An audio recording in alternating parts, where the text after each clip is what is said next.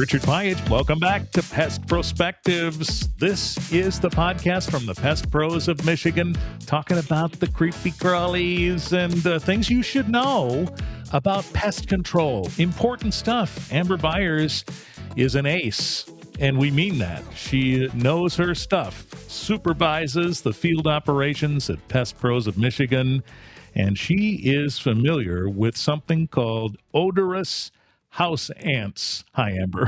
Hey, Richard. Love that name, right? Yeah. So I'm lingering on that because, I think about stink bugs, and I remember saying during our stink bug conversation, I don't know if my nose doesn't work or what. I don't smell stink bugs, but odorous house ants, because the name odorous is there, that sounds worse than stink.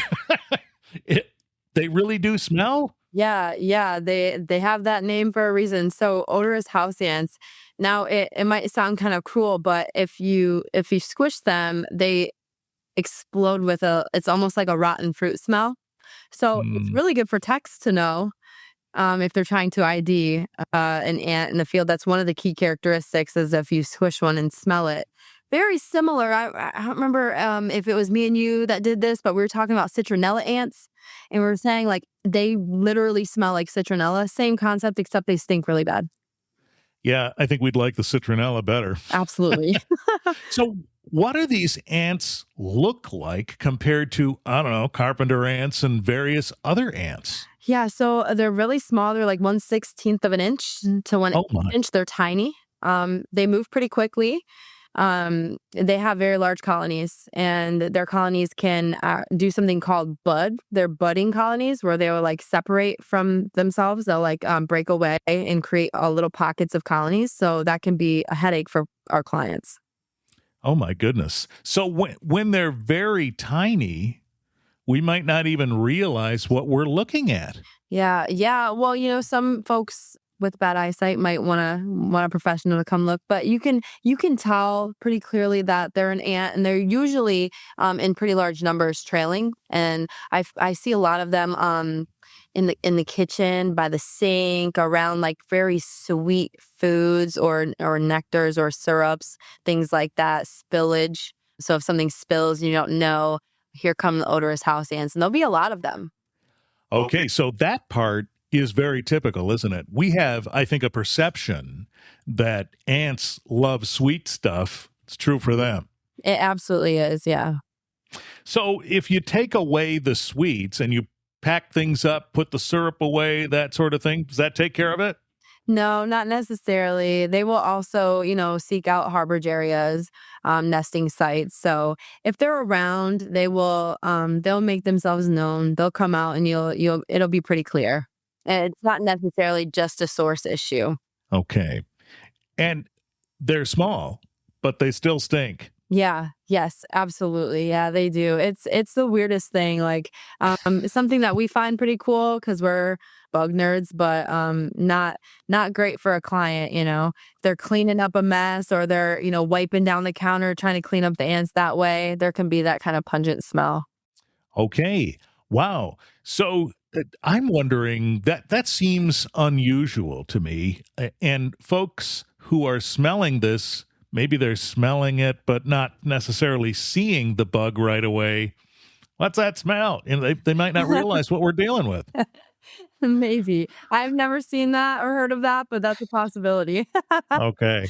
So they're not that small. Not that small. I mean, definitely clear to the naked eye for sure. And back to like the sweets and the syrupy materials, they will definitely switch over to other food sources as well, proteins and things like that. Okay. And as you said, they branch off and have sort of sub-colonies. This could be tricky. Yeah, so it's a process called budding. So they'll break away.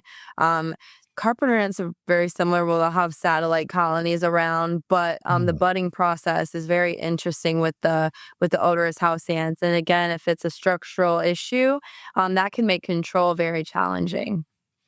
Yeah. So the odorous ants, I mean, we know carpenter ants kind of like wood and that sort of thing. What about these guys with the sweet stuff? they're attracted to that in proteins, but when they make their colony or when they bud and they go away, what makes them comfortable otherwise? Do they want to be near that stuff or do they go travel to it? They're really diverse. You can find them a lot of places. They will nest pretty much anywhere. Inside, you're looking at like in the wall voids, beneath flooring, insulation, by pipes, like leaky pipe fixtures. Outside, you're looking at they could be underneath firewood that's stacked up. They could be exposed. I found these big nests in garage framing, like the exposed framing, where they're kind of all right out in the open, and then the trail starts from there. Oh boy. Okay. So they could find a comfortable spot in a lot of places. So they could be Pretty much anywhere. anywhere. Yeah. Yeah. They're very All right. diverse. They can acclimate pretty well. So how do you attack it? When you discover odorous house ants are the problem, how do you approach it? So, with most of the time on the inside, it's very rare that we can actually find the colony or the nest. So, we do our thorough integrated pest management inspection, of course. We try to see if there's anything conducive on the property that is attractive to them that we can educate the client on. There's some spillage here, or hey, the door is left wide open, or whatever the case is, or there's really a lot of access points here. They're so small that could be pretty much the whole home. But as far as interior treatment, we would start there with attacking where the activity is. And we utilize gel bait most of the time for initial services, or where we will test out a few different baits that we have, because during certain times of the year, again, we know that they're really a sugary ant. So we try high sugar baits first, but sometimes they're not attracted to that and we'll try other baits. So baiting is the first option for sure. It's non-invasive. You can do it very discreetly. And if they're feeding on the bait, then we can put enough bait down where they can take that back into the colony. That was going to be my next question. So the bait then travels back with them. Yeah. So a lot of the baits on the market right now have that transfer effect to them, the non-repellent transfer horizontal effect, however you want to call it, where if they consume that bait and then they groom each other and they share food between each other, that's all being passed along. Okay. Yeah. So that is the most common way that you would attack it. Then you can't find the colony, so you've got to have them either come to you or it's got to go back somehow. Yeah. And so how we train our guys is, if there's an adequate amount of activity that we can bait, do that. Apply a gel bait in enough amount where it will control them. If there's not, because sometimes we get on the property and it's so weird. This happens so often that when the pest control people come, everything's gone. Like they're nowhere in sight. They've went away by the time we got there. So later on that night, they'll be back.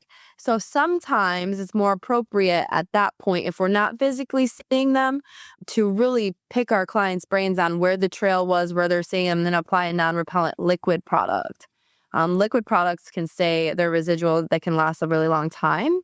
And so we'll leave that product in really heavily populated areas where the client was noticing them, and we'll do spot treatments there. So that way, when they come back, that product will be there. The hard problem with baiting for ants that aren't physically present is we don't know what they're going to be attracted to or receptive of. So we will lean into the non-repellent liquid instead, which works really, really well. So they're smart because they come out at opportune times and they seem to know when to retreat. And this makes it more complicated, doesn't it? Yeah. And sometimes, it could just be that they've came out and they've gotten the resources that they need and they're taking it back into the colony. And it just happens to be a coincidence at that point. But yeah, it's just funnily, like sometimes when we get on the property, everything has dispersed. And so we have to have multiple tactics to be able to control them at that point. Exterior treatments are great because again, odorous house ants will come up from the outside in. And so we're going to be looking for transitional points where they could have accessed the home. So barrier treatments are great. Again, non-repellent products, so we can get that good horizontal transfer between the insects that way. But exterior treatments are absolutely a big part of an odorous house ant treatment, especially if we notice that the colony is primarily outdoors. So is that a winter summer difference? You might do a perimeter kind of outside treatment in the summer, or does it not matter? Yeah, so in the winter, it's much less likely that we'll be doing exterior treatments with liquid unless we have a day like today in Michigan where it's almost 60 degrees. So we could definitely utilize some exterior liquid applications today, but most of the time we're going to be doing crack and crevice treatments. We could utilize dust, we could utilize that gel bait, especially if we're seeing them actually enter the structure. All right. So seasonal situations apply in these cases. So that's something to expect.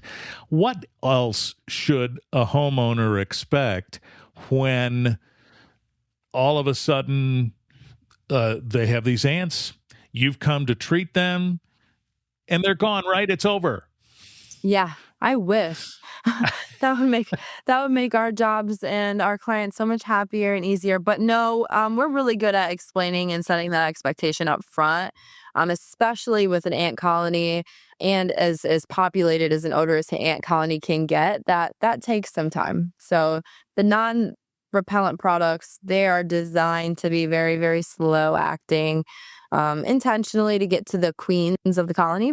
One thing that we train against with ants, especially a colony of ants, if we're attacking an active issue, is to stay away from the repellent products, the repellency-based insecticides, because that will do a lot of good up front for the worker ants, the ones that they're seeing physically.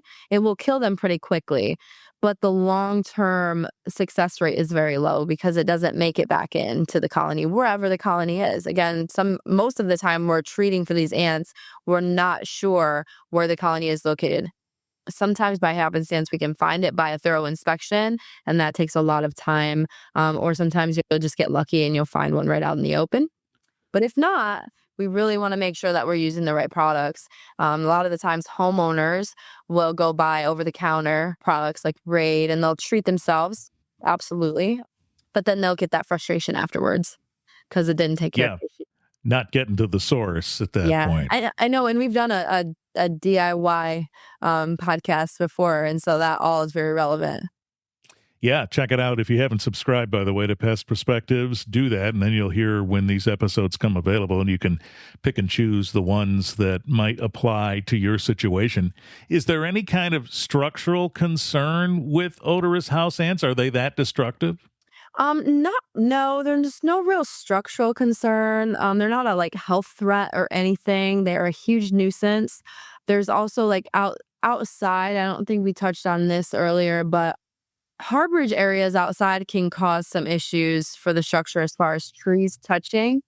Odorous house ants will tend to aphids. They'll use them for that sugary material that they excrete, the aphids with the honeydew. And so what we see a lot is that can also transfer into a home if that tree or bush or whatever that they're tending these aphids on is contacting the structure, then that can cause an entryway in, or at least give them a leg up on that. So we will always recommend, as far as structurally goes, to trim back vegetation, make sure things are nice and tight and sealed up. But again, exclusion with ants is almost impossible because they're just so small and opportunistic that they will find a way in unless you sealed up every single millimeter of a home, which just doesn't happen. But no structural damage related, though.